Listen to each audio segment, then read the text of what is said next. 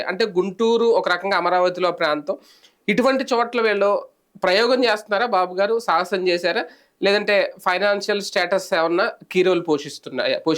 Financial status ఎక్కువ key role. ఇప్పుడు మాధవి అనే ఆవిడ కులము ప్లస్ ఇది రెండు కలిసినాయి.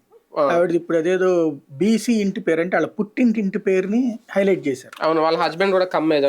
ఆవిడ అడ్వర్టైజ్మెంట్ లో గల్లా మాధవి అని చెప్పి పెద్ద ఎత్తున అడ్వర్టైజ్ చేసుకుంది. అవును, మొత్తం ఊరంతా పోస్టర్లు వేసింది. అట్లాగే ఆంధ్రజ్యోతిలో ఈనాళ్ళు వరుస పెట్టి వారం 10 రోజుల పాటు యాడ్ ఇచ్చుకుంది. అవును, గుంటూరు అంతా కూడా పెద్ద ఫ్లెక్సీలు పెట్టారు. గల్లా మాధవి అని చెప్పాక చివరి నిమిషంలో ఇప్పుడు వచ్చి ఆ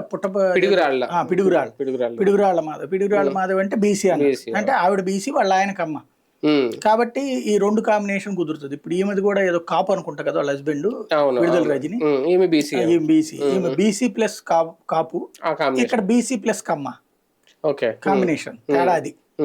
వాస్తవంగా గుంటూరు వెస్ట్ వచ్చేటప్పటికి కాపు సామాజిక వర్గం బలంగా ఉన్నటువంటి చోట్లన మళ్ళీ ఆవిడకి గల్లా అంటే గనక అది కమ్మ కలిసి అందుకని బీసీ పేరు పెట్టారనమాట.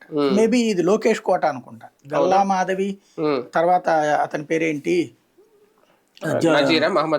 కాదు గుంటూరు ఈస్ట్ నజీర్ అనుకోండి.